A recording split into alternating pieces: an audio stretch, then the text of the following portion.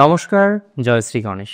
আপনাদের প্রত্যেককে জানাই স্বাগতম আজকের বিশেষ পর্বের অনুষ্ঠানে। মূলত আজকে আমরা আলোচনা করব মিথুন রাশির জাতক জাতিকাদের নিয়ে।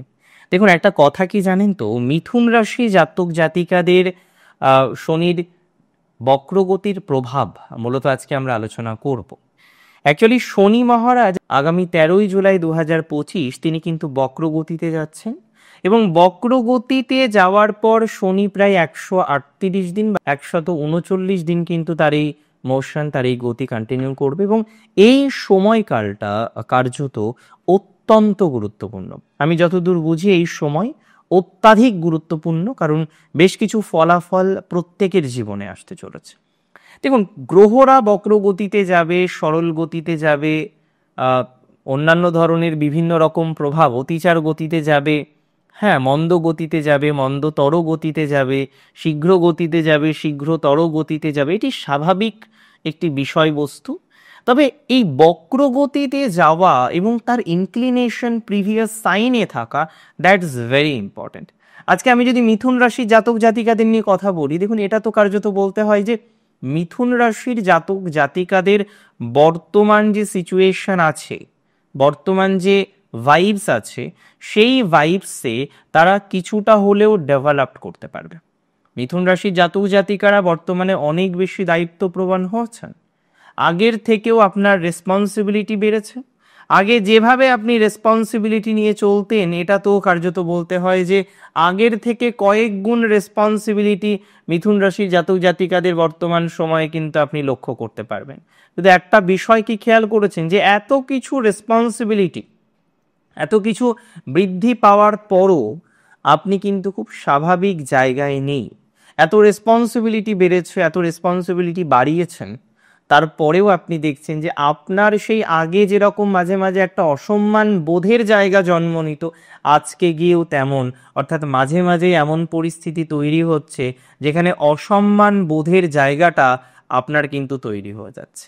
আমি সিম্পল কথা আপনাদের বলতে চাই, যে সমস্ত মিথুন রাশির জাতক জাতিকাদের হিউজ পরিমাণে ডিস্টারবেন্স চলছে, নানা রকমভাবে দায়িত্ব নিয়েছেন, কর্তব্য নিয়েছেন, তারপরেও প্রফেশনাল ডেভেলপমেন্ট হচ্ছে না।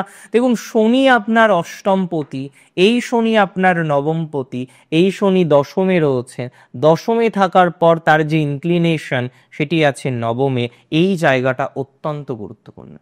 দেখুন, শুধুমাত্র কি কি হবে, কি কি ভালো হবে, কোন কোন জায়গাগুলোকে আরো ডেভেলপ করতে পারবেন সেটা জানবো না, আমরা এটাও জানার চেষ্টা করব যে কোন জায়গাগুলিকে আমাদের সতর্কতার সাথে ডিল করতে হবে।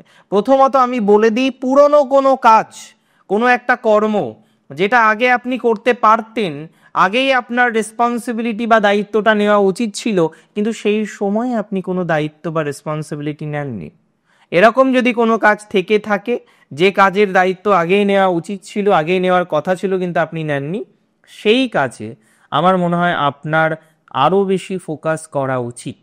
যে কাজগুলো পেন্ডিং, যে কাজগুলো আপনার আগে করা উচিত ছিল কিন্তু কোনো একটা কারণে আপনি করেননি, সেই কাজটিকে গ্রহণ করুন, সেই কাজটিকে কমপ্লিট করার চেষ্টা করুন। আমার মনে হয় সেটি আপনাকে খুব ভালো একটা প্রভাব বা ভাইবস প্রোভাইড করতে পারে। বহু জাতক জাতিকারা রয়েছেন যাদের রাশি হচ্ছে মিথুন রাশি, তারা না কাজ পেয়েও কাজ হারিয়ে ফেলেছেন।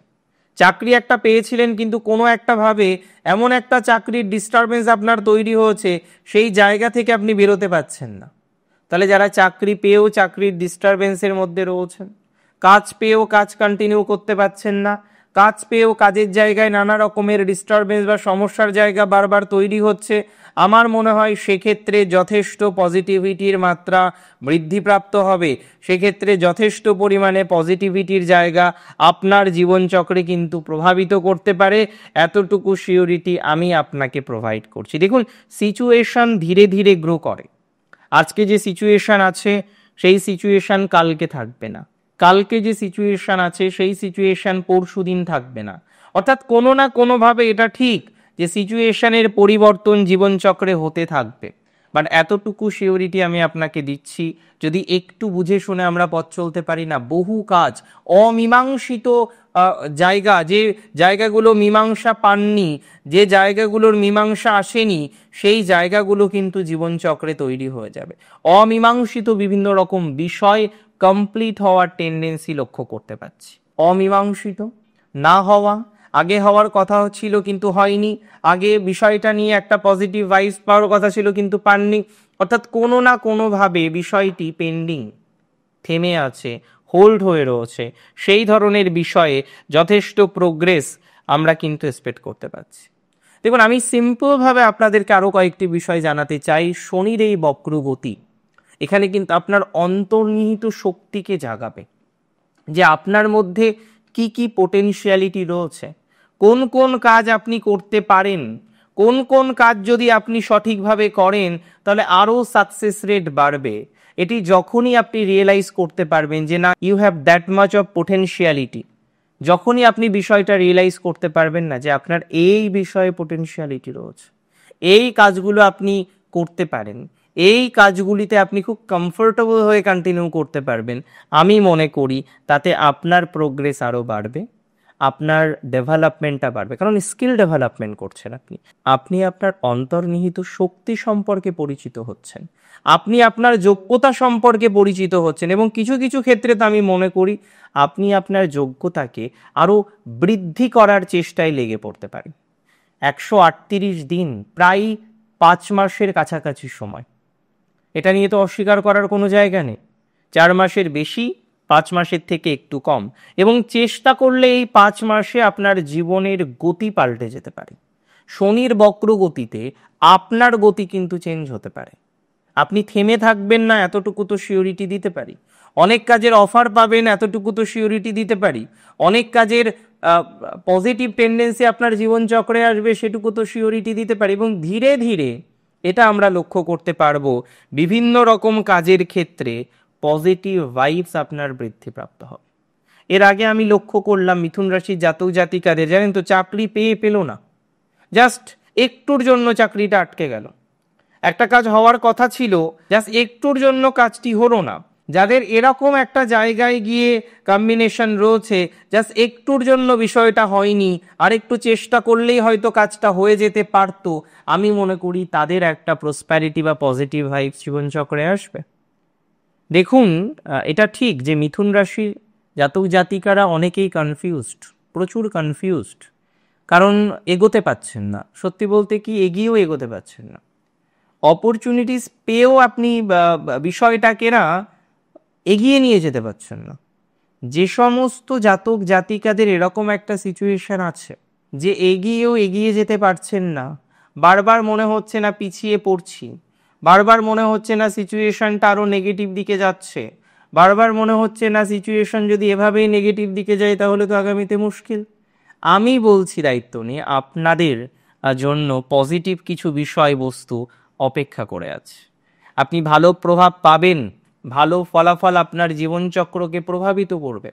অনেক ক্ষেত্রেই অগ্রগতি আসার সম্ভাবনাটা প্রবল, অনেক ক্ষেত্রেই সুস্থ স্বাভাবিক একটা বিষয়বস্তু আপনি জীবনচক্রে এক্সপেক্ট করতে পারেন, সেটা আপনাকে ভালো ফলাফল দেবে বলে আমি অন্তত পক্ষে মনে করছি।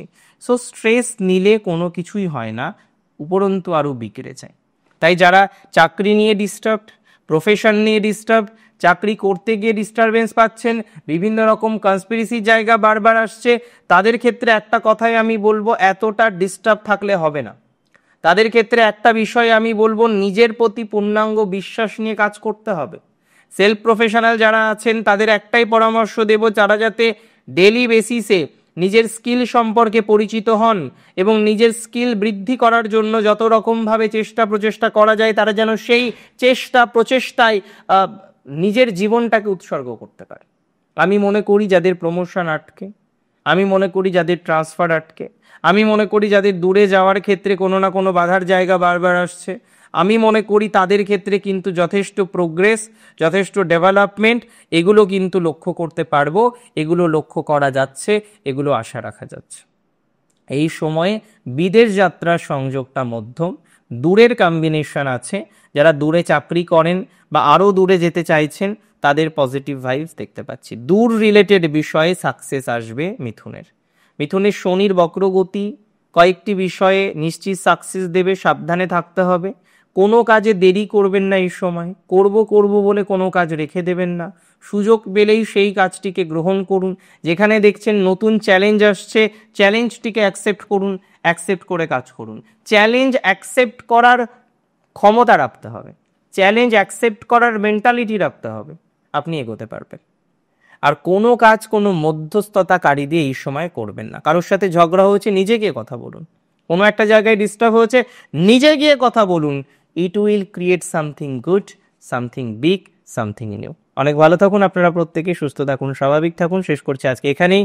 জয় শ্রী গণেশ।